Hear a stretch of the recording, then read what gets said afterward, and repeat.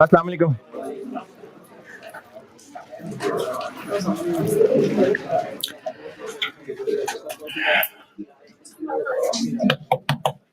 दुरूद शरीफ पढ़ लें।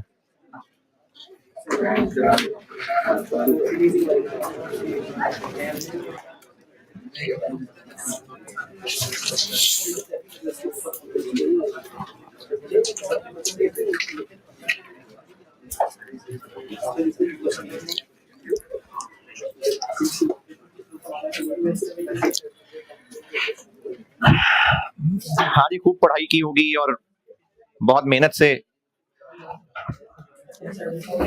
सबसे बात कर रहा हूँ सारे। मिड टर्म भी दिया होगा। किस किसने दिए हैं मिड टर्म पेपर? चले काफी है, मेरी सोच से ज्यादा है। चले बाकी ने यकीनन को बेहतर ही सोचा होगा,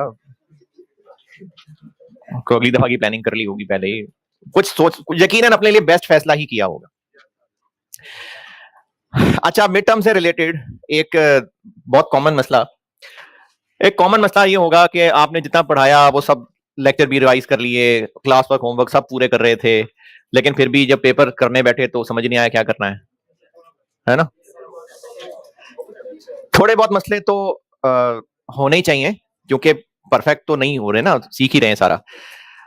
लेकिन अगर जिसको ये मसला है ना कि सवाल प्लान ही नहीं हो रहा था और या डर था कि कैसे शुरू करना है, नहीं, कुछ हो सकते हैं कमजोर बच्चे, कुछ हो सकते हैं जो,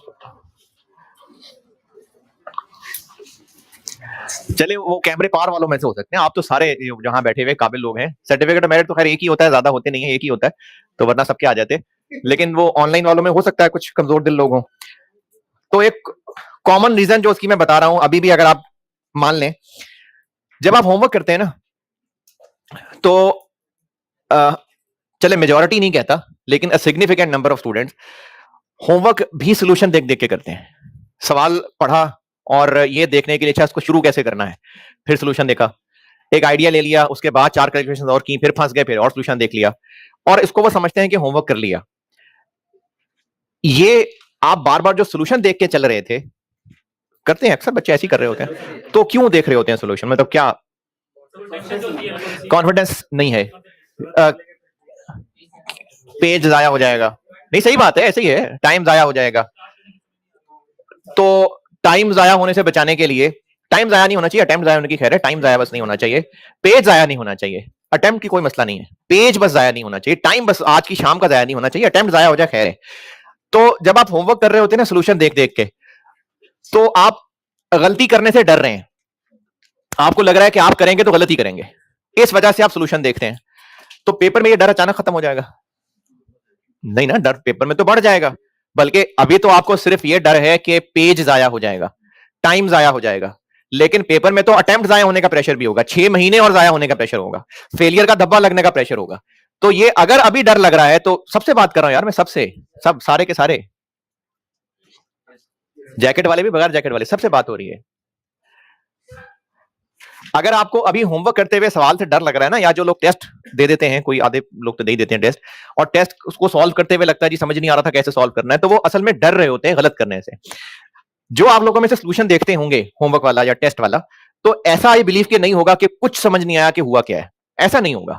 जितने लोग भी फेल होते हैं ना, उसमें से मैं सेफली ये एक्सपेक्ट कर सकता हूं कि उसमें से मेजॉरिटी बच्चे वो होते हैं जिनको चीजें आती थी, इस हद तक उन्होंने पढ़ा हुआ था, मेहनत की हुई थी कि वो पेपर पास कर सकते थे, लेकिन वो पेपर में बैठ के सॉल्व नहीं कर सके। और उसकी मेरे एक्सपीरियंस वजह समझ आती है, वो ये होती है कि होमवर्क करते हुए सोल्यूशन देख देख के होमवर्क किया होता है। क्यों? क्योंकि लग रहा होता है मुझसे नहीं होगा, मैं गलत कर दूंगा। या टेस्ट इसलिए नहीं देते, कई बच्चे टेस्ट इसलिए नहीं देते कि जी हमारी तैयारी ठीक नहीं थी, हमें लग रहा था हम गलत कर देंगे। तो फियर ऑफ डूइंग रॉन्ग ये इतना बढ़ जाता है कि आप टेस्ट नहीं देते और होमवर्क का सवाल सोल्यूशन देखे बगैर करते नहीं है। अब आप सोचें कि क्या पेपर में ये फियर अचानक गायब हो जाएगा? ये फियर पेपर में गायब अचानक नहीं होगा, अभी ही आपको दूर करना पड़ेगा। कैसे दूर होगा? जिस चीज से आप डर रहे हैं वो कर दें, गलत हो जाएगा ना, कोई बात नहीं, गलत हो जाएगा तो। आप में से कुछ बच्चे, ज्यादा बच्चे नहीं है जो क्लास में सवाल पूछते हैं, कुछ बच्चे ऐसे होंगे जो पूछते हैं, जब पहली दफा क्लास में सवाल पूछा होगा उस वक्त घबराहट हो रही थी, और सवाल पूछते हुए सांस भी उखड़ा होगा और हार्ट भी तेज हो रही होगी, लेकिन एक बार सवाल पूछ लिया, अब दोबारा सवाल पूछने में उनको इतना मसला नहीं होगा, क्योंकि जो पहले खौफ था ना, वो जब तक सवाल पूछ नहीं लेगा क्लास में, वो 10 साल तक क्लास में बैठा रहेगा, फिर भी उसको खौफ ही रहेगा, वो नहीं पूछ सकेगा। हाँ, पूछ लेगा एक बार, फिर जितने मर्जी महंगे सवाल पूछे। ड्राइविंग आती है, अगर किसी को गाड़ी चलानी आती है, बाइक चलानी आती है, साइकिल चलानी आती है, तो घर बैठे बैठे नहीं सीखा होगा, सड़क पे आएंगे तो पता चलेगा। अभी आप, क्योंकि सब कॉम क्रिकेट के एक्सपर्ट होते हैं, अभी आपको ना सबको मैच देखते हुए लग रहा होगा कि इसको ऐसे नहीं, ऐसे, अगर ये ऐसे करता ना, बैट थोड़ा सा ऐसे हो जाता, फिर ये शॉट सही लग सकता था। जाए ग्राउंड में जाके देख लें, पता लग जाएगा। तो आप बेटे जब तक सवाल करने से डरते रहेंगे ना, ये सोचते रहेंगे कि गलत हो जाएगा। आप में से अक्सर बच्चे जो चूंकि सीए करने आते हैं, मोस्टली बच्चे छोटे इलाकों से, उर्दू स्कूलों के, मैं खुद उर्दू स्कूल का पढ़ा हूं, इंग्लिश नहीं बोल पाते। अच्छा, कुछ वो भी होंगे जिनको आती ही नहीं है, लेकिन जो अच्छा पढ़ने वाला बच्चा हो, इंग्लिश स्कूल, वैसे इंग्लिश स्कूल भी कैसे स्कूल होते हैं, उर्दू स्कूल का ग्रामर उन्होंने पढ़ी होती है, अच्छे पढ़ने वाले की बात कर रहा हूं, लेकिन फिर भी इंग्लिश नहीं वो बोल सकते। क्यों नहीं बोली जा रही होती इंग्लिश? है नहीं, अंदर एक फियर रोक रहा होता है। कॉन्फिडेंस किस लिए नहीं होता? कि बोलेंगे तो गलत बोल देंगे। अब जब गलत बोलने का डर है, तो अंदर ऐसा कौन सा प्रोसेस चलाएं, प्रोसेस 1, प्रोसेस 2, प्रोसेस 3, कि वो इंग्लिश खुद ब खुद ठीक हो जाए? बोलेंगे तो ही फ्लुएंट होगी। ऐसे कई लोग होते हैं, मैंने तो अपनी जिंदगी में ऐसे बहुत सारे दोस्त देखे हैं, इंग्लिश बोलने में फ्लुएंट होते हैं, लेकिन ग्रामर गलत बोल रहे होते हैं। मेरा तो एक दोस्त था, तो खैर अब बड़ी अच्छी पोजीशन पे किसी बैंक में, ही और शी तो बदलने में उसको देर नहीं लगती थी, ही को शी को ही, और पठान नहीं था, पठान नहीं था, और उसके अलावा डिड के साथ सेकंड थर्ड फॉर्म लगना है कि नहीं लगना, इन चीजों को बॉदर नहीं करता था, लेकिन बहुत फ्लुएंट इंग्लिश थी। मैंने अपने कैरियर में जितने लोगों को तेज इंग्लिश बोलते देखा है ना, उनकी अगर मैं ग्रामर मिस्टेक्स निकालने बैठूं तो उनकी ग्रामर मिस्टेक्स होती हैं, लेकिन वो बोल बोल के ठीक हो भी जाता है। तो आप अगर इंग्लिश बोलने से इसलिए डर रहे होते हैं कि गलत बोलेंगे, तो फिर सारी जिंदगी नहीं बोल पाएंगे। तो बेटे जब तक आप सवाल करने के लिए पहल नहीं करेंगे ना, सोल्यूशन देखे बगैर, तो ये फियर नहीं खत्म होगा। तो अभी मिड टर्म में आपको ये ज्यादा फील इसलिए हुआ होगा क्योंकि अब तक 100 नंबर का पेपर को किया नहीं था पहले आपने। जिन्होंने मिड टर्म दिया ही नहीं ना, उन्होंने बहुत ज्यादती की अपने साथ, बहुत बुरा किया। एक हफ्ते की छुट्टियां एंजॉय करके, तो वो फिर एक अटेम्प्ट और लगा लेना, और अभी चले जाएं वापस, जहां से जल्दी वापस आ गए वापस चले जाएं, अच्छा मौसम होगा, अभी भी दोबारा घूम फिर आए। बहुत नुकसान किया लोगों ने अपना, जिन्होंने मिड टर्म नहीं दिया और ये छुट्टियों के तौर पे गुजारा है। क्योंकि अगर आप अभी इन 5 चैप्टर्स को इस लेवल का तैयार नहीं कर सकते कि आप उसके 100 नंबर का पेपर दे दें, वो भी वो पेपर जिससे आपकी अटेम्प्ट नहीं जाया होने लगी, तो फिर कैसे 15 चैप्टर्स आप अच्छे तैयार करके उस पेपर में बैठ जाएंगे जिसमें एक फियर है अटेम्प्ट जाया होने की? तब कहां से कॉन्फिडेंस ज्यादा आ जाएगा? अभी भी जिन्होंने मिड टर्म नहीं दिया ना, उनको मेरी नसीहत यह है कि वो खुद ही सॉल्व कर लें 3 घंटे का टाइम लगा के, और फिर अपनी खुद ही मार्किंग कर लें। जब तक बेटा अभी मैंने प्रोसेस कॉस्टिंग में टाइम इसलिए लगाया है कि इसमें अच्छी खासी कैलकुलेशन, आपकी रगों में रस बस जाए। उसके बाद फिर आगे और मुश्किल चैप्टर भी हैं, उन पे इतना टाइम नहीं लगेगा। मतलब टाइम लगाना मजबूरी, टाइम ना लगाना मेरी मजबूरी होगी, क्योंकि 3 महीने का कोर्स है ना, 3 साल का तो नहीं है। तो हमने इसके बाद जितने चैप्टर्स पढ़ने हैं, उनके लिए आप प्रोसेस कॉस्टिंग जैसी स्पीड मत एक्सपेक्ट करिएगा। मैंने ये बात पहले ही कही थी, इतना टाइम प्रोसेस कॉस्टिंग में मैं लगाता हूं ताकि आप कैलकुलेशंस की डिटेल्स में उतर जाए अंदर तक। उसके बाद मैं नहीं लगा सकता इतना टाइम हर चैप्टर पे। अगर आप एक्सपेक्ट करेंगे कि हर चैप्टर पे ऐसे 20-20 क्लासें लगे, तो नहीं हो सकता ऐसा। तो आप उन मुश्किल कैलकुलेशंस में आगे बढ़ने के लिए आप सीख तो रहे होंगे, लेकिन कॉन्फिडेंस बेटे तभी बढ़ेगा जब आप खुद सवाल सॉल्व किया करेंगे, सोल्यूशन देखे बगैर। हाँ, उसके बाद देखना है सोल्यूशन, ये नहीं कि सोल्यूशन ही ना देखें और बस प्रैक्टिस होती जा रही है, पता तो चले सही कर रहे हैं कि गलत कर रहे हैं। सोल्यूशन करने के बाद फिर देखना है। जब आप खुद सवाल शुरू से लेके एंड तक पहुंचा देंगे ना, बेशक सारा ही गलत किया होगा, लेकिन एटलीस्ट वो फियर आपका काबू हो जाएगा, और फियर काबू हो जाएगा ना, तो आधा पेपर वहीं पास है। क्योंकि बहुत सारे फेलियर वाले बच्चे वो होते हैं जिनको सब आता होता है, अगर उनसे जबानी सुना जाता, या उनको वैसे ऐसे कई बच्चे होते हैं जो बाद में कहते हैं जी हम तो अपने दोस्तों को पढ़ाते थे, हम फेल हो गए। तो कॉन्सेप्चुअली वो ठीक होते हैं, लेकिन पेपर ही नहीं अटेम्प्ट कर रहे होते, उस फियर की वजह से नहीं कर रहे होते। तो बेटे मेरी नसीहत तो यही है कि आप अब से ऑनवर्ड इंसान के बच्चे बन जाएं। अब से ऑनवर्ड जो भी टेस्ट करने हैं, जो भी होमवर्क करना है, पहले उसको पूरा सॉल्व करिएगा। कुछ नहीं होता, 4 रजिस्टर लग जाएंगे, तो अटेम्प्ट बचा लें, ये ज्यादा जरूरी है। तो आप होमवर्क, टेस्ट, ये सब बेटे पूरा पूरा सॉल्व करना, उसके बाद सोल्यूशन देखना, और फिर अपनी गलतियों से सीखना कि क्या गलतियां की हैं। तो ये मेरा मशवरा है, क्योंकि आपको मिड टर्म में मसले आए होंगे, तो इसलिए मुझे लगा कि मैं कुछ नसीहत कर दूं। अब मैं एक सवाल करा रहा हूं आपको, और लास्ट टाइम मैंने यही बात की थी कि चैप्टर खत्म कर दिया। 4 सवाल हैं जिनको मैं जॉइंट बाय प्रोडक्ट के अच्छे सवाल समझता हूं। एक अभी करूंगा बोर्ड पे, एक इसका हल्का वर्जन आज होमवर्क दे दूंगा, फिर कल एक और होमवर्क, फिर परसों एक और होमवर्क। चैप्टर में कल नया शुरू कर लूंगा, लेकिन 2 दिन में उस नए चैप्टर का होमवर्क नहीं दूंगा फिर। तो एक अभी सवाल बोर्ड पे कर रहा हूं, एक आज का होमवर्क, और एक कल और एक परसों का होमवर्क। अभी जो होमवर्क वाला पहले बता रहा हूं, जो आज का होमवर्क वाला सवाल है, और होमवर्क किया करें यार, मेहरबानी आपकी, क्वेश्चन किया करें, क्योंकि ये सवाल बोर्ड पे तो मैं कर रहा होता हूं ना, तो मैं तो पास हूं ऑलरेडी, आपका पास होना इंपॉर्टेंट है, तो होमवर्क किया करें। होमवर्क है आज का, इस किताबों में नहीं होगा आपकी, ऑटम 2022 अटेम्प्ट, ऑटम 2022, ये पहले कभी शायद ग्रुप में शेयर हुआ होगा, नहीं हुआ होगा तो डाउनलोड कर लेना। ऑटम 22 अटेम्प्ट का पेपर, क्वेश्चन नंबर 7, ये होमवर्क है। और आईकैप का सोल्यूशन ठीक है बिल्कुल, बस मैं जिस फॉर्मेट पे मैं वर्किंग कराता हूं उस फॉर्मेट पे मैंने बना के फिर आपको ग्रुप में शेयर करा दिया है। ग्रुप में हुआ शेयर अभी कि नहीं हुआ? ऑनलाइन वालों के लिए मैंने आपके एलएमएस पे रख दिया है और बाकी लोगों से ग्रुप में शेयर हो गया है। मैंने फिर भी इसको कहा था 40-50 कॉपीज करा दे, जिन बच्चों को हार्ड कॉपीज चाहिए वो ले लेना। तो ये होमवर्क है, ये जो आज मैं बोर्ड पे कराने लगा हूं ना, उसका ये हल्का वर्जन है। नासिर बस अच्छा, इस अटेम्प्ट में ना क्वेश्चन 7 एक ही था, नाम पता नहीं क्या था यार, देख लें, मार्स लिमिटेड के, पता नहीं क्या नाम है भाई question 7, Mars limited, Mars limited. Autumn 22 attempt का क्वेश्चन नंबर 7 ये होमवर्क है, जो मैं अभी बोर्ड पे करवाने लगा हूं, उससे ये हल्का है।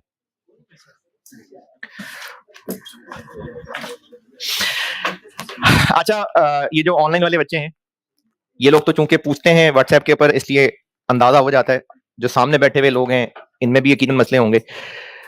मैं पूरी क्लास पढ़ा दी, उसका लंबी कहानी बना दी कि इसका आईकैप का सोल्यूशन में ये गलती है, मैं अपना सोल्यूशन दे रहा हूँ, 2-3 दिन लगा दिए। उसके बाद जब आप ग्रुप में ये मैसेज करेंगे कि ये चीज ये सर ने कब पढ़ाई, या आईकैप का सोल्यूशन देख के उसमें वही चीज जो मैंने गलत कही हुई थी उसी को फिर पूछ रहे होंगे ये कब हुआ, ये कैसे हुआ, तो आप ना एक मेहरबानी ये करें कि जब मैं कोई होमवर्क बताता हूँ तो आप उसको लिखते तो कोई होंगे ये होमवर्क है, या जबानी याद हो जाता है, तो जहां लिखते हैं ना साथ ये भी लिखा करें कि इसका सोल्यूशन सर ने प्रोवाइड किया हुआ, ताकि आपको पता चले कौन से वाले का सोल्यूशन मैंने दिया हुआ है, कौन से वाले का आईकैप से देखना है। तो ऑटम 22 का आईकैप का सोल्यूशन बिल्कुल ठीक है, कोई एतराज नहीं मुझे, लेकिन जिस तरीके से मैंने वर्किंग कराई हुई है उस फॉर्मेट पे बना के बस आपको दिया इसका सोल्यूशन, ये होमवर्क है। अभी क्लास में करते हैं एक सवाल, और उसको मैं आपको बताऊंगा भी आईकैप के सोल्यूशन में इसमें क्या गलती थी, जो कि अब उन्होंने बहरहाल ठीक कर ली है, मान लिए। अभी कर लीजिए, पढ़ लीजिए, ऑटम 2015 क्वेश्चन नंबर 1, ये मैं बोर्ड पे करने लगा हूं। Autumn 2015 question number 1, oceanic chemicals, pack की बुक में होगा ये प्रैक्टिस क्वेश्चन, को 11-12 होगा तकरीबन।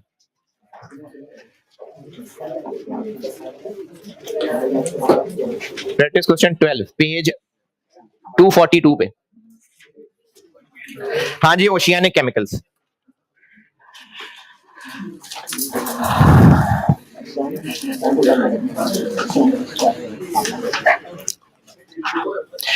जो लोग होश में नहीं थे दोबारा बता देता हूं, पैक की बुक में अगर देख रहे हैं तो पेज 242 पे प्रैक्टिस क्वेश्चन 12 है ओशियानिक केमिकल्स, और अगर आपके पास किसी और के कंपाइल्ड पास्ट पेपर्स हैं तो सितंबर 2015 अटेम्प्ट में क्वेश्चन नंबर 1 था।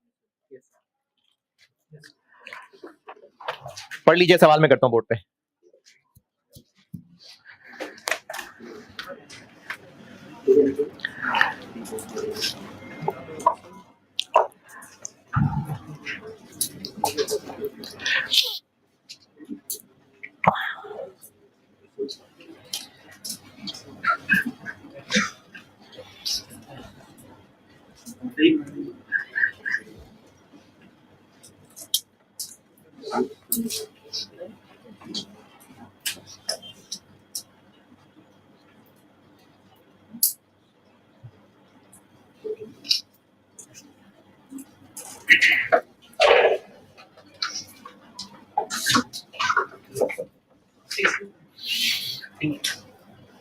कितने, ये जो भी होमवर्क का सलूशन है ना, ये अक्सर लोग तो सॉफ्ट कॉपी में यूज करते हैं, किसी को अगर हार्ड कॉपी चाहिए, सबके लिए नहीं है ये, किसी को चाहिए तो वो ले ले,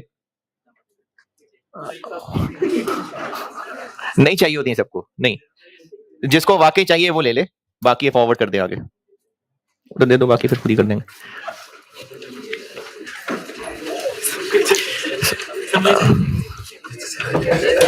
वापस कर दें, वापस नहीं, नहीं किसी को नहीं चाहिए, जिसको जेन्युइनली चाहिए वो रखे, बाकी रहने दें, क्योंकि जाया होते हैं कागज।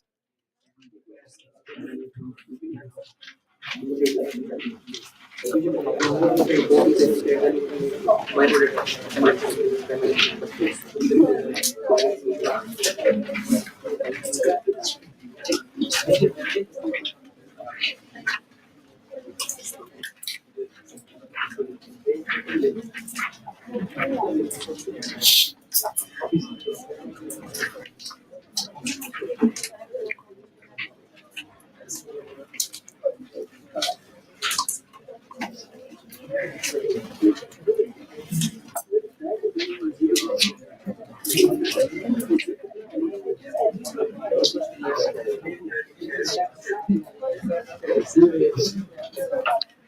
हो गया ना पेजेस, है ना?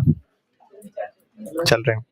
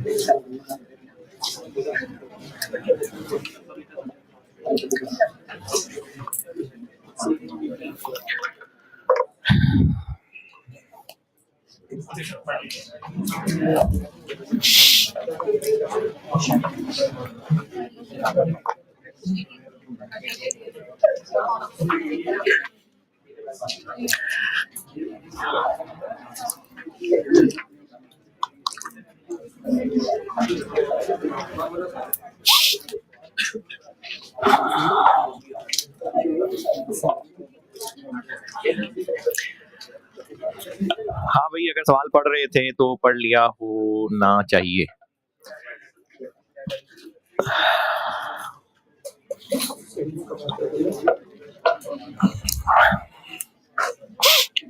अच्छा, बल्कि वो एक और चीज ना, लास्ट क्लास में एक सवाल किया था, उस पे आइएगा, उसकी एक वैरायटी और बता दूं। बिल्कुल सबसे लास्ट,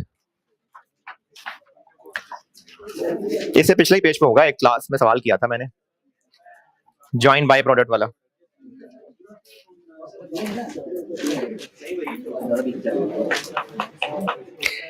जॉइंट प्रोडक्ट थे, बाय प्रोडक्ट था, उसका प्रोसेस अकाउंट बनाया था। इसका मुझे डेटा बताइएगा, क्वांटिटी स्केड्यूल का।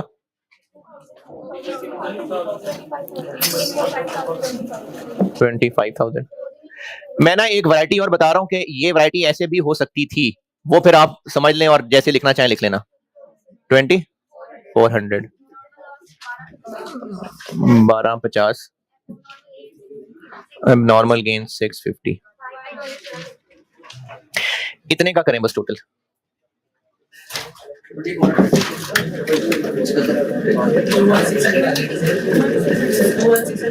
नहीं,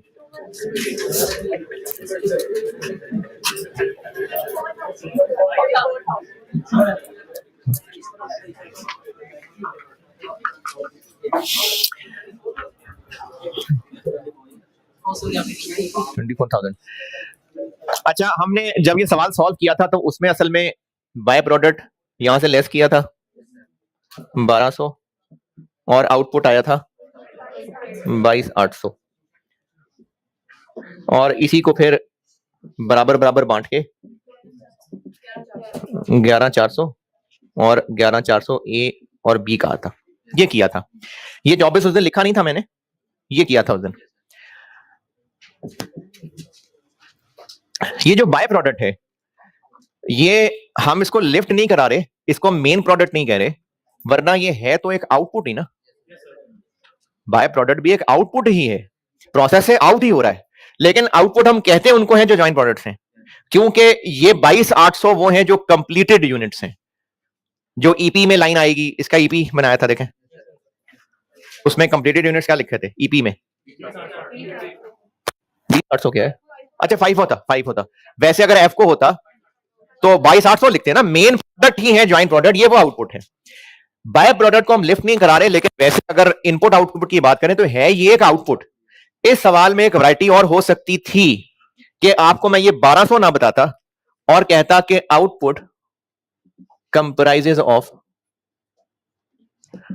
5% बाय प्रोडक्ट, 47.5% ए, 47.5% बी। ये ऐसे भी हो सकता था। तो फिर क्योंकि इस आउटपुट में से टुकड़े करके बताए हैं, इसका मतलब ये जो वर्डिंग आउटपुट बोला हुआ है वो इससे पहले वाले को बोला हुआ है। और इसका 5% लेके इसको हम बाय प्रोडक्ट कहते हैं। फिर असली वाला आउटपुट आता है जिसको हमने यूज करना है कैलकुलेशन में। आपको आउटपुट के यूनिट्स नहीं, बाय प्रोडक्ट के यूनिट्स बताए हो सकते हैं, जो कि अब तक सवालों में बताए ही होते हैं, लेकिन ऐसा हो सकता था कि आपको बाय प्रोडक्ट के यूनिट्स बताने की बजाय कुछ इस तरह की बात कर दी जाती। ये मैंने एक मिसाल ली है, बताने का मकसद है कि किसी भी तरह वो रिलेट करके बताया जा सकता है। ये वाली इस वक्त जो सामने शक्ल लिखी हुई है, इसका मतलब ये है कि ये इनके नेट को आउटपुट कह रहा है और उसके आगे फिर 3 टुकड़े बता रहा है, तो उनमें से ये टुकड़ा माइनस करके बाकी को आपने ऑफिशियल वाला आउटपुट लेना है। तो ये वाला सवाल इस शक्ल से भी पूछा हो सकता था। अगर किसी को समझ नहीं आई तो इग्नोर करें, कुछ नहीं कहा मैंने। समझ किसी को आई है तो उसी पेज पे कहीं जगह नुक्कड़ में कहीं है तो लिख लें ये कहानी।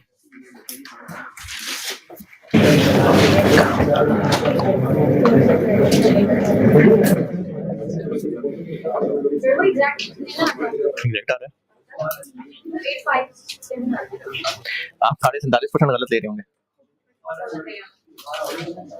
अगर आपने 47.5% लेना है तो वो इसी का लेना 24 का, क्योंकि इसी के 3 टुकड़े किए हैं।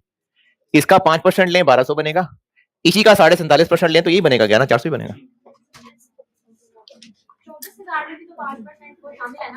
हाँ हाँ, नहीं नहीं नहीं नहीं, इस 24,000 के 3 टुकड़े किए हैं, 5, 47, 47, 100 बन गया पूरा। ये 100 नहीं हो रहा पूरा, तो ये उसी के 3 टुकड़े किए हैं।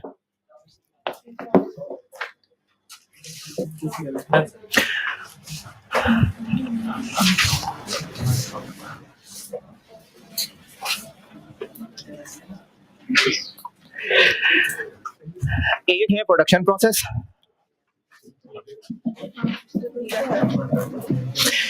एक प्रोडक्शन प्रोसेस है, और वैसे ही समझाने के लिए मैं इसको P1 कह लेता हूं। इसके जो आउटपुट है यानी जो मेन प्रोडक्ट्स हैं, एक सिग्मा है और एक बीटा है, और इसके अलावा इसका एक बाय प्रोडक्ट भी है जी। सिग्मा सेल हो जाता है, और ये जो बीटा है ये आगे एक और रिफाइनिंग प्रोसेस है जिसको मैं समझाने के लिए प्रोसेस 2 कह लेता हूं। इसमें जाता है, यहां से ये बड़ा होके पढ़ लिख के थीटा बन के निकलता है, और ये थीटा है जो सेल हो जाता है। सवाल की अंग्रेजी पढ़ के ये प्रोडक्ट का फ्लो समझ आ रहा है कि नहीं? जितनी कोई सवाल में अंग्रेजी है उससे यही मतलब समझ आ रहा है। देखें, आपको ना सवाल समझ आने के अलावा जो मैं बोर्ड पे समझा रहा हूं, ये भी जरूरी होता है कि आपको भी अंग्रेजी पढ़ के वो मतलब लग रहा हो जो मैंने समझाया। क्या पता मैं गोलियां करा रहा हूं, सेशन के एंड पे कह दूं कैमरे को देख के हाथ हिला दे। इस सवाल की अंग्रेजी पढ़ के ये सब फ्लो आया समझ या नहीं? सवाल की रिक्वायरमेंट क्या है? सवाल की रिक्वायरमेंट ये है कि सिग्मा की पर यूनिट कॉस्ट बता दें और थीटा की पर यूनिट, बीटा की नहीं, थीटा की पर यूनिट कॉस्ट बता दें। सिग्मा और थीटा की पर यूनिट कॉस्ट पूछी हुई है। रिक्वायर्ड में सिग्मा और थीटा पूछा हुआ है कि सिग्मा और बीटा पूछा हुआ है? सिग्मा और थीटा। सिग्मा की पर यूनिट कॉस्ट कैसे निकलेगी? नॉर्मल सवाल जैसे करते हैं, प्रोडक्शन प्रोसेस यानी P1 को सॉल्व करेंगे, कॉस्ट ऑफ कंप्लीटेड यूनिट्स निकलेगी, कॉस्ट ऑफ कंप्लीटेड यूनिट्स निकल आई, फिर उसको स्प्लिट कर देंगे दोनों में। लेट्स से कि वो 10 मिलियन है और ये 7 मिलियन और ये 3 मिलियन, लेट्स से ऐसी। तो 10 मिलियन को तोड़ दिया 7 में और 3 में, सिग्मा की पर यूनिट कैसे निकालें? उस 7 मिलियन के डिवाइड कर देंगे, जितने सिग्मा के यूनिट्स बढ़े, सिग्मा का सवाल सॉल्व हो गया। इस 3 मिलियन का क्या करें? अब ये 3 million cost of units transferred in process 2 के लिए बन जाएगा, फिर यहां और कन्वर्जन वगैरह आएगी। इस प्रोसेस का प्रोडक्ट ये है, तो इस प्रोसेस की जो कॉस्ट पर यूनिट निकलेगी वो थीटा की पर यूनिट कॉस्ट होगी। वो तो करेंगे ना, वो तो इसमें से लेस करेंगे ना। कॉस्ट ऑफ कंप्लीटेड यूनिट्स कैसे निकलेगी? Quantity schedule, EP, cost per unit, cost of completed units निकल आई, उसको इन दोनों में स्प्लिट कर दिया जैसे नॉर्मली कर रहे हैं। फिर इसकी पर यूनिट कॉस्ट सिर्फ इस टुकड़े की, जो इसका हिस्सा बना था डिवाइडेड बाय इसके यूनिट्स, जो बीटा का टोटल हिस्सा बना, वो फिगर अब प्रोसेस 2 में जाएगी, कॉस्ट ऑफ यूनिट्स ट्रांसफर्ड इन बनके। फिर प्रोसेस 2 के अंदर मजीद लेबर एफओएच लग रही है, तो प्रोसेस 2 में यही एक प्रोडक्ट है। तो जो प्रोसेस 2 का quantity schedule, EP, cost per unit निकालेंगे, वही इसकी कॉस्ट पर यूनिट होगी। तो ये थीटा का सवाल सॉल्व हो गया। ये है सवाल की अप्रोच। अब इसमें मुश्किलें क्या है वो तो मैं सॉल्व करते हुए बताता हूं, अप्रोच ये है सवाल की। हाँ जी, सवाल पढ़ के ये आइडिया हो रहा है तो हम आगे चलते हैं, नहीं तो जो पूछना है पूछें। हाँ जी, जो लोग भी जाग रहे हैं, जो भी जाग रहे हैं,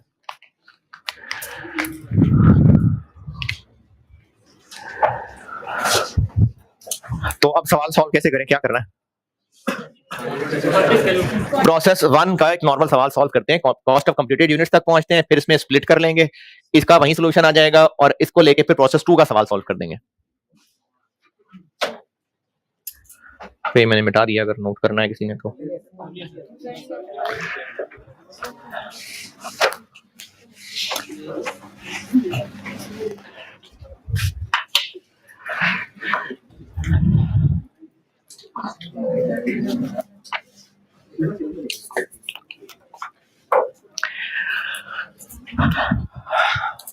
production process,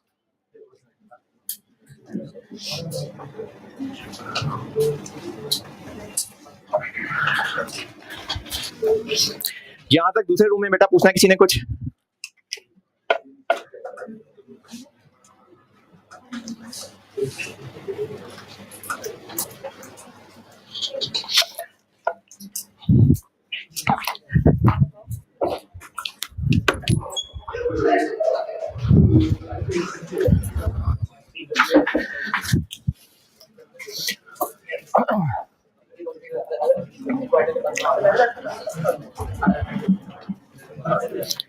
opening work in process नहीं है। इनपुट, अच्छा ये टेबल की पहली लाइन में ना, ये मेरा ख्याल ये है कि लिखते हुए गलती हुई होगी, ये ₹50 पर लीटर होना चाहिए था, तो ये पर लीटर है, और कोई केजी है ही नहीं सवाल में, तो ये पर लीटर ही है। हाँ जी, 3 मिलियन लिखूं यहाँ? 3 मिलियन तो रुपए है ना, हम तो यहाँ लीटर लिख रहे हैं, तो टोटल 3 मिलियन रुपए का मटेरियल डला, 50 का एक, 60,000। Input, closing work in process नहीं है। नॉर्मल लॉस 5% यही है, ओपनिंग क्लोजिंग तो है ही नहीं।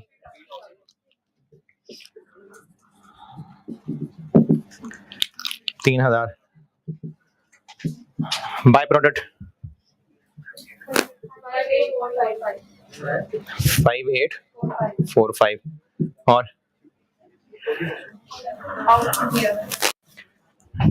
तो फिर एबनॉर्मल लॉस या गेन देख लेंगे है कि नहीं। आउटपुट कितना? 34,801 है, 16,055 एक है। सिग्मा और बीटा ये है ना आउटपुट, तो दोनों की क्वांटिटीज ऐड कर दें तो ये बन गया 50। तो अब इसको बैलेंस करें तो एबनॉर्मल लॉस आ जाएगा 300 का।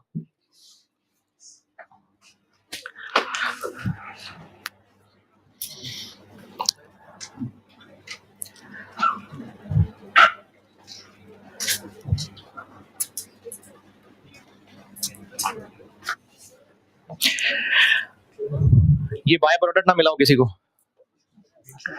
जी है, जी बाय प्रोडक्ट जी है, लिखा हुआ है 5845। बीटा और सिग्मा के भी लिखे हुए हैं, ये दोनों ज्वाइंट प्रोडक्ट हैं, यही है आउटपुट। अच्छा, इस सवाल में इक्विवेलेंट प्रोडक्शन अवॉइड बिल्कुल हो सकती है, लेकिन चूंकि फ्लो में चल रहे हैं इतने अरसे से, तो इसलिए मैं अवॉइड नहीं करवा रहा। इसको लिखने के बाद बता देता हूं कि अवॉइड हो सकता था, और जिनको समझ आ जाए तो बेशक वो उसको फॉलो कर लें, काफी लाइनें बच जाएंगी उससे। ना समझ आए तो ठीक है, जिस फ्लो में चल रहे हैं चल लें।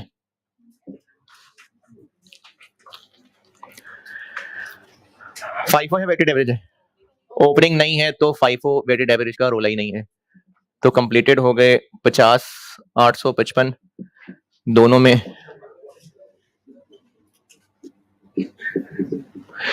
और शुरू की बात है, जब मैंने आपको इंस्पेक्शन स्टेज वगैरह पढ़ाने से जस्ट पहले कहा था कि अगर लॉसेस की स्टेज ऑफ कंप्लीशन नहीं बताई तो वो 100% ही है। तो ये 300 के 300 100% ही है। 51155 51155।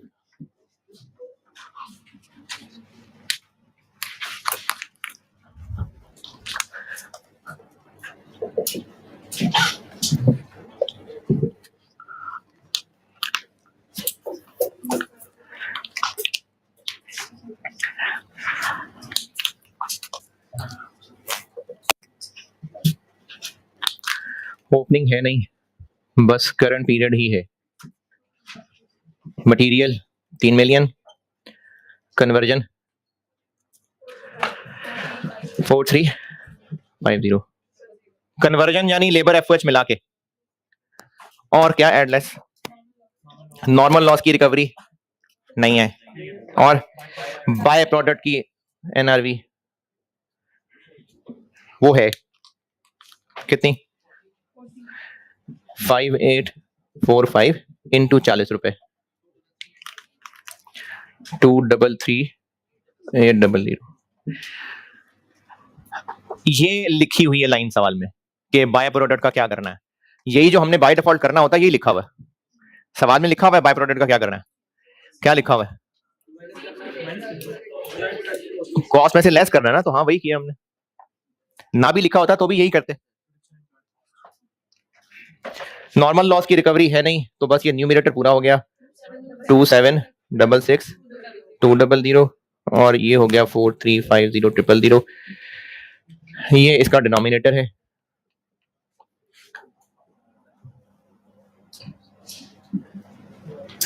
तो कॉस्ट पर लीटर बन गई 54.07 और 50, मेरा नहीं ख्याल, 85 वेरी गुड। लेबर और एफओएच है।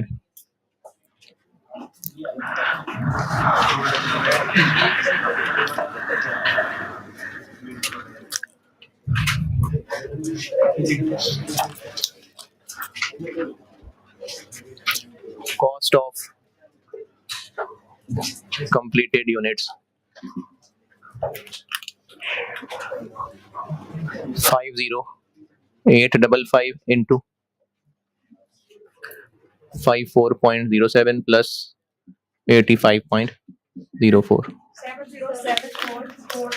7074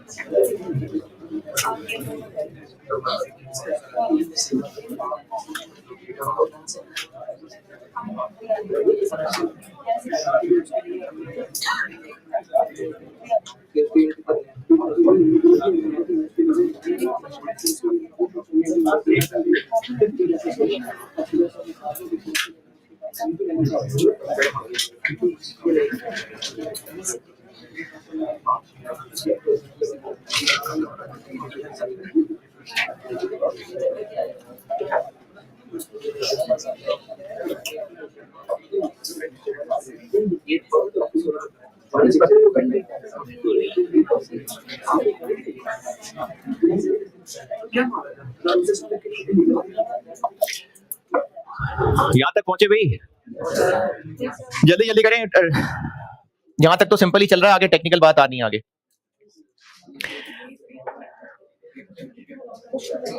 यहां तक क्या किया अभी? अभी सिंपली सिग्मा और बीटा दोनों की कॉस्ट ऑफ कंप्लीटेड यूनिट्स निकलनी है। अब इसके बाद इसको एलोकेट करना है। अच्छा, आप लोग बिल्कुल इसे फ्लो में ही चलिए। जिनको ये मेरी बात समझ आ जाए वो फॉलो कर लेना, अगर करना चाहें तो, बाकी दिल पे नहीं लेना। इस सवाल के अंदर हम ये सारा काम एक फार्मूले में कर सकते थे। यस सर, कैसे कैसे? यस सर, जब बिल्कुल शुरू में मैंने क्लोजिंग वर्क इन प्रोसेस नहीं पढ़ाया था, सिर्फ लॉसेस पढ़ाए थे, तो तब आपको बताया था कि material cost plus conversion cost minus normal loss की रिकवरी, नॉर्मल ना सही चलो बाय प्रोडक्ट सही, divided by output plus abnormal loss. इसका आंसर यही आएगा। क्यों क्यों जरूरत नहीं पड़ रही टेक्निकली इसकी? क्योंकि कोई स्टेज ऑफ कंप्लीशन वाली चीज ही नहीं है। ओपनिंग वर्क इन प्रोसेस भी नहीं है, क्लोजिंग वर्क इन प्रोसेस भी नहीं है, एबनॉर्मल लॉस भी पूरा पूरा 100% है। तो इस चीज की फिर जरूरत नहीं थी। ये मैंने इसलिए करा दिया कि आप फ्लो में चल लें, कोई मसला नहीं। जिनको लगता है कि इसकी बजाय ऐसे कर सकते हैं और इजीली कर सकते हैं, तो ठीक है, इन 6 लाइनों की जगह इस एक लाइन में डायरेक्टली आंसर आ जाएगा। लेकिन फ्लो में चल लें, ठीक है, कोई मसला नहीं। यहां तक। अब यहां से आगे इसको स्प्लिट करते हैं। स्प्लिट किस रेशो में करना है? एनआरवी, क्योंकि पॉलिसी बताई कोई नहीं है, लेकिन डाटा अवेलेबल है, तो एनआरवी की रेशो में ही बांटेंगे। एनआरवी निकालते हैं इसकी। अच्छा, ये इधर क्वार्टर में मुश्किल हो जाएगा, मैं ये वर्किंग अब वहां चला गया।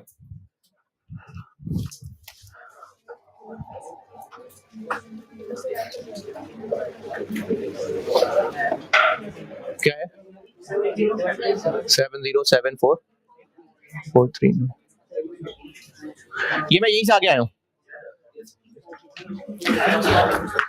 अब इसकी करते हैं एलोकेशन।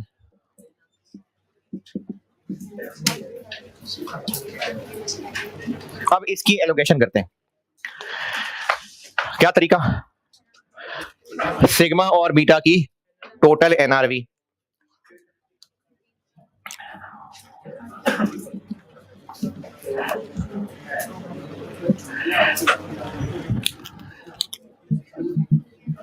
सिग्मा की और बीटा की। ये चूंकि अभी ही बिक जाता है, तो इसकी एनआरवी क्या होगी? अभी की sale price minus cost to sell. और ये फर्दर प्रोसेसिंग के बाद बिकता है, तो बाद वाली sale price minus cost to sell भी, और माइनस फर्दर प्रोसेसिंग कॉस्ट भी। ये फॉरन बिकता है, ये फर्दर प्रोसेस होने के बाद बिकता है, तो इसकी एनआरवी में सेल प्राइस और सेलिंग कॉस्ट होगी बस, और इसकी एनआरवी में सेल प्राइस में से कॉस्ट टू सेल भी माइनस होगी, और फर्दर प्रोसेसिंग कर रहे थे ना यार, ये तो किया पिछले 2 दिनों में, तो ये काम किया हुआ है। इसकी एनआरवी अभी की सेल प्राइस है, इसकी एनआरवी फर्दर प्रोसेसिंग के बाद की है। कॉस्ट टू सेल है कहीं? कॉस्ट टू सेल नहीं है, तो इसकी फिर 300 ही एनआरवी है।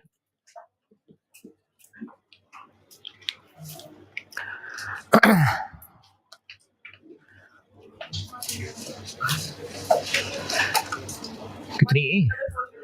10।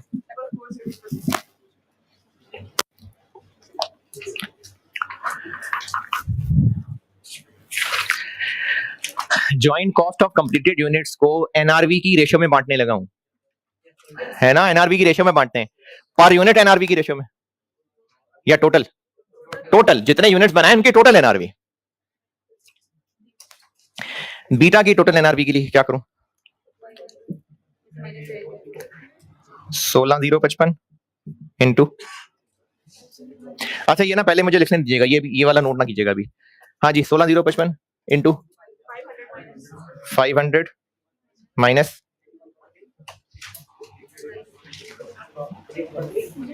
हाँ जी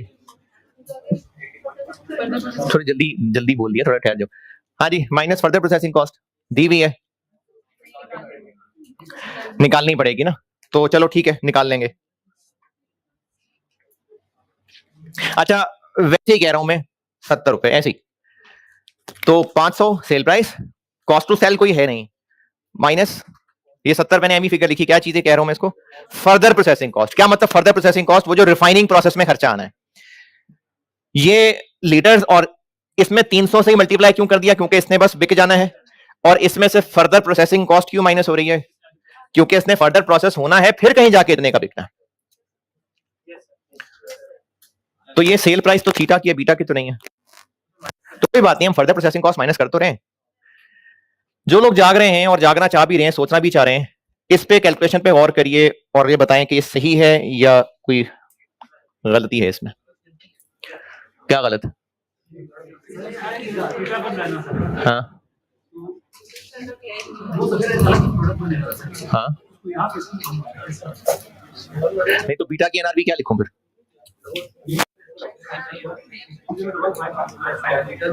क्या क्या क्या? हाँ, यानी ये सही है। हाँ जी, क्या गलती है इसमें?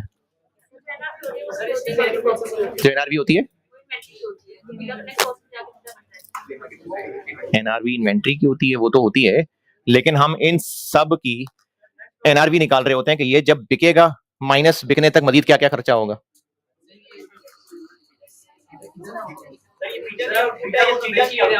को बेच रहे हैं तो आप उसकी एनआरबी उसमें से माइनस करके ना कॉस्ट उसके जितनी भी लेनी है, बीटा को वो बेच नहीं रहे, वो तो रिफाइनिंग के लिए जा रहे हैं। तो फिर क्या करूं यहाँ? यानी 500 ही रहने दूं?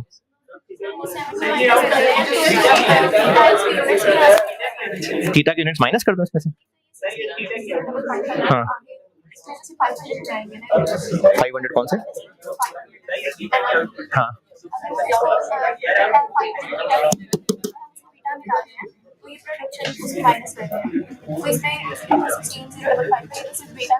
तो क्या करना चाहिए?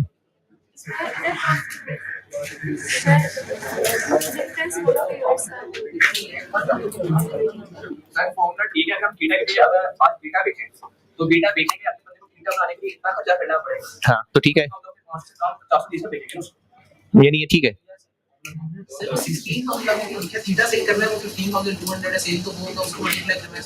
लेकिन मैं तो बीटा की एनआरबी निकाल रहा हूँ, एनआरबी बीटा की निकाल रहे हैं। आप कह रही थे कुछ?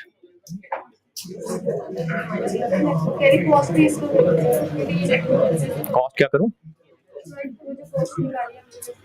वो तो प्रोसेस 1 की निकाली है।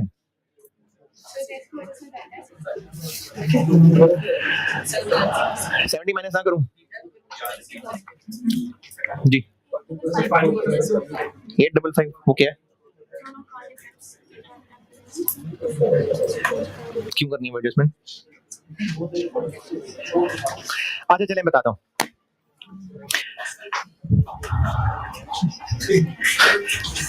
बादशाह सलामत आ गया रे तो। ये जो 16,055 है, इसको इंटू 500 माइनस 70 कर रहा हूं। ये जो 70 में उलझा हुआ, मैंने एम 70 लिखा है, ये मैंने यहां फिगर लिखी है फर्दर प्रोसेसिंग कॉस्ट। जब मैंने ज्वाइंट प्रोडक्ट कॉस्ट बांटनी बताई थी, खुद से बना के 2-3 सवाल कराए थे, तो उनमें ऐसा काम किया था, सेल प्राइस बताई थी और कहा था after incurring further processing cost, तो इसलिए एनआरबी तो लेनी है। लेकिन इस सवाल में और बाकी सवालों में फर्क ये पड़ गया। अब पहले किसी सवाल में मैंने ये पॉइंट नहीं डाला था, इसमें वो पॉइंट है, और जो बात बताने लगा हूं ना, ये वाला मैंने इसलिए लिखा, ये गलत है, ये गलत है। ये वाला मैंने इसलिए लिखा है ताकि आपको वो पॉइंट ऑफ डिफरेंस बता सकूं। अगर मैं डायरेक्टली सही वाला आंसर बता देता तो फिर किसी ना किसी के ध्यान में बात आई जानी थी।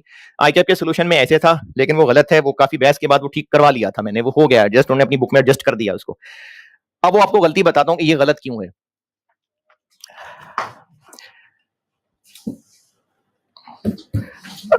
100 किलो कच्चा दूध हम इसको उबाल के बेचते हैं, और उबालने का प्रोसेस, अब जो उबला हुआ दूध होगा वो भी 100 किलो ही होगा या कम हो गया होगा? कम हो गया, लेट से 95 किलो हो गया होगा, 95 किलो हो गया होगा। ये जो उबला हुआ दूध है ये 180 रुपए का केजी सेल होता है।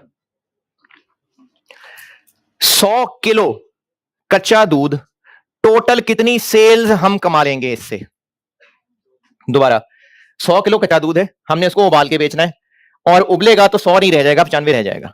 और ये जो उबला हुआ दूध है ये 180 पर किलो का हम बेच लेते हैं। अभी इस वक्त ये उबाला नहीं है, अभी बात 100 किलो की ही हो रही है। 100 किलो दूध के बारे में अगर कैलकुलेट करना हो कि 100 किलो दूध कितने टोटल सेल्स जनरेट कर देगा, तो 100 किलो इंटू 180 करूं या 95 इंटू 180? लेकिन बात तो हम कर रहे हैं कि 100 किलो कितने जनरेट कर देगा। हाँ जी, नहीं समझ आ रही बात? 100 किलो कच्चा दूध है, अभी इस वक्त ये 100 किलो कच्चा दूध ही है।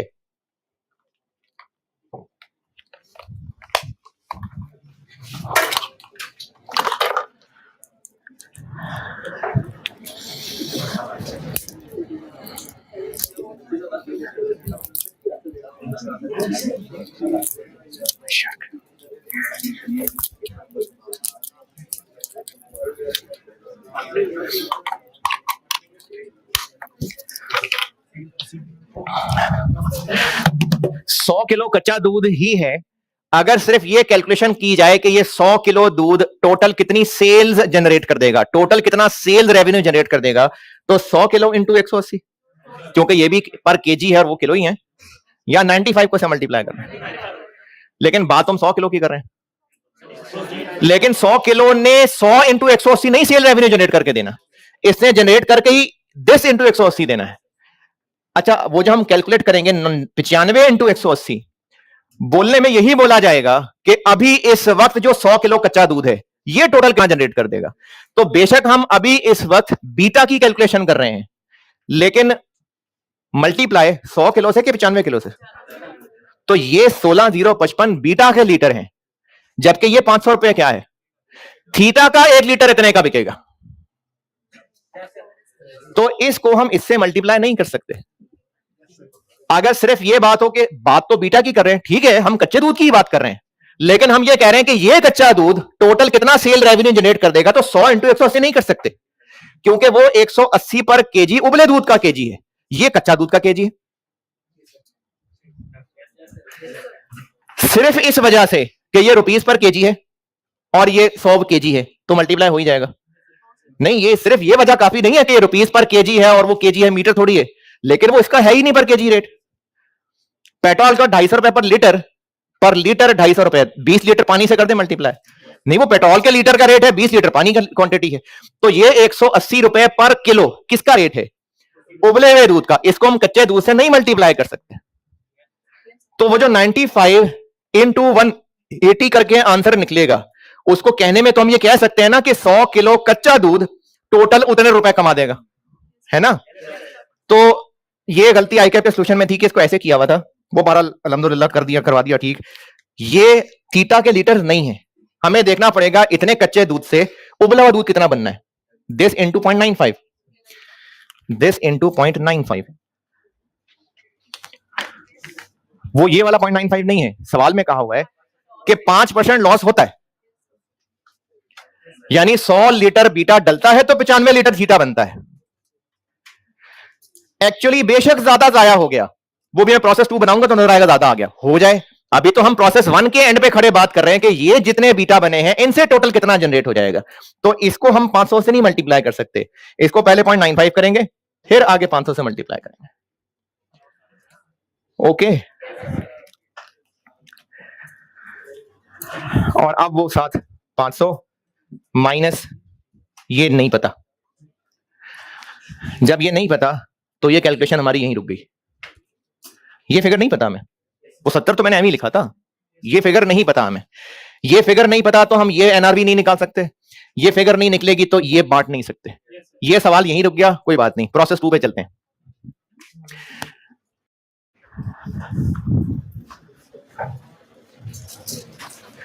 मैं इसकी ये लाइनें पूरी कर दूं। ये आगे total NRV, this plus this, ये टोटल एनआरवी आ गई।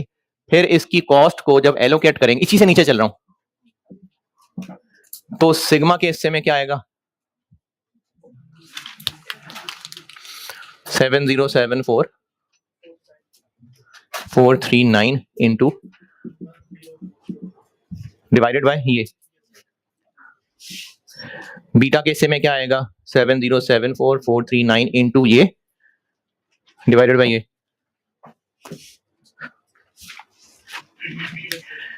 ये एक ही कैलकुलेशन की मैंने, इसी के नीचे ये लिखा है। ये बात यहां से शुरू की, कॉस्ट ऑफ कंप्लीटेड यूनिट्स। इसको इस रेशो में बांटेंगे ऐसे। ये सिग्मा के हिस्से का टोटल हिस्सा आ गया और ये बीटा का हिस्सा आ गया। बीटा की ये फिगर प्रोसेस 2 के हवाले से क्या है, कॉस्ट ऑफ ट्रांसफर इन। तो अब ये फिगर हमें नहीं पता, इसको यहीं छोड़ दिया, यहां तक पहुंचे, इसको यहीं छोड़ दिया, प्रोसेस 2 पे आता हूं मैं, वहां से इसका जवाब मिल जाएगा।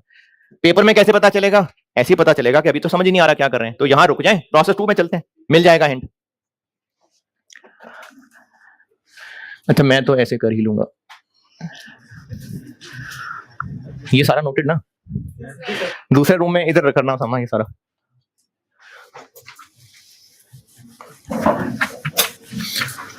ये प्रोसेस 1 का नोटेड सारा।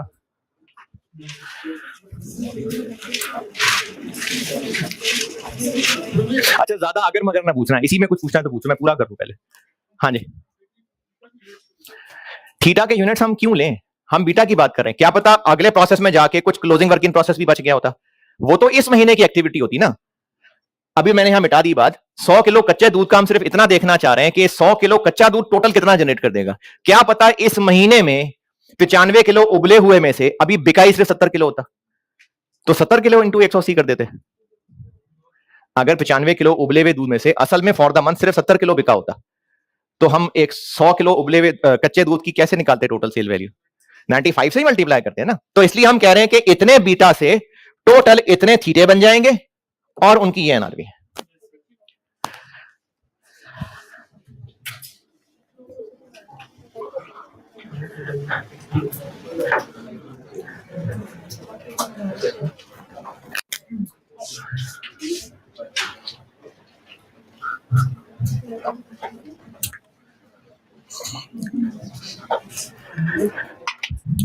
ये प्रोसेस 2 आ गया, refining process. Opening work in process कोई नहीं है, ट्रांसफर इन। अब ये प्रोसेस 2 का सवाल आ गया, ट्रांसफर ये क्यों करना पड़ रहा है, क्योंकि वो काम तो वहीं रुक गया, बहरहाल थीटा के लिए तो करना ही था ना, तो करना शुरू कर दिया, यहीं से मिल जाएगा हिंट। ट्रांसफर इन 16055, क्लोजिंग कोई नहीं है, नॉर्मल लॉस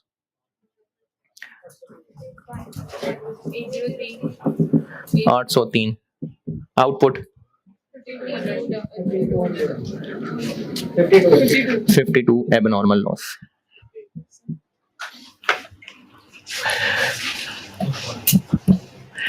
पंद्रह 200 आउटपुट, 52 एबनॉर्मल, 15,200 15,200 52 और ये है P1, ये P1।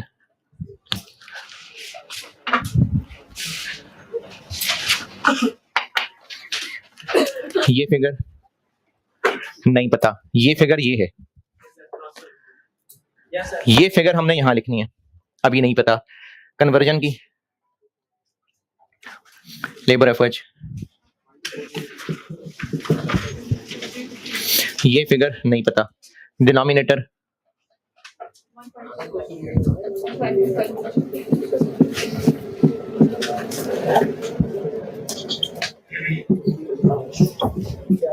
कॉस्ट पर लीटर, ये मिल गया जी जिसका इंतजार था।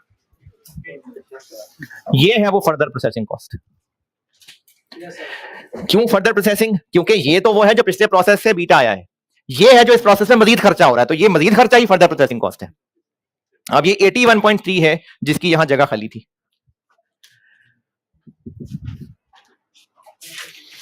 है? अब इसको सॉल्व करें। 6 6 3 8 6, मेरा नहीं ख्याल यार, सुबह वाली क्लास में तो कोई और था है। हाँ हाँ 6 3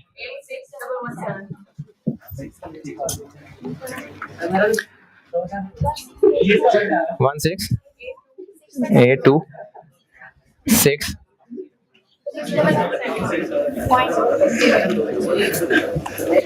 इस रेशो में इसको एलोकेट करना है।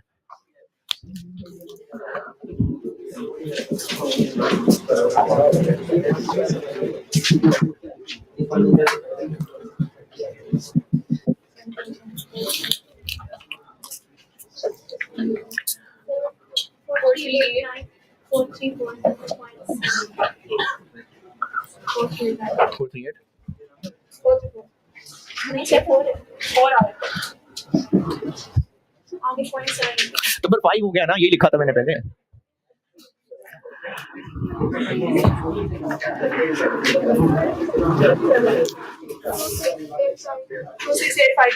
टू सिक्स डबल 0 ये क्या हुआ भाई? उस कॉस्ट ऑफ कंप्लीटेड की एनआरवी की रेशियो में कॉस्ट बढ़ गई। ये वाली फिगर अब कॉस्ट ऑफ यूनिट्स ट्रांसफर्ड इन है इधर 2685 दिस वेरी गुड। डिवाइड करना है 176.04।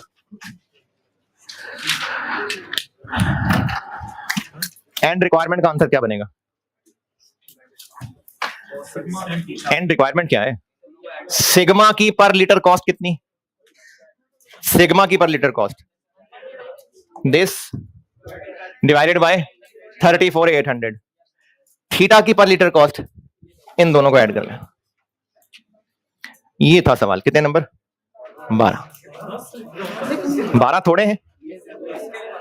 अच्छा, इस तरह के सवालों में ना थोड़े नंबर अच्छी चीज है, जाएंगे तो 12 ही जाएंगे। अगर यही 20 नंबर का सवाल होता तो 20 चले जाते, तो 12 जाएंगे।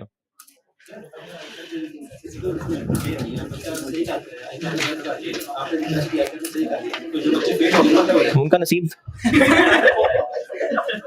तो क्यों बॉर्डर लाइन पे आ रहे थे? थोड़े और ज्यादा नंबर ले लेते।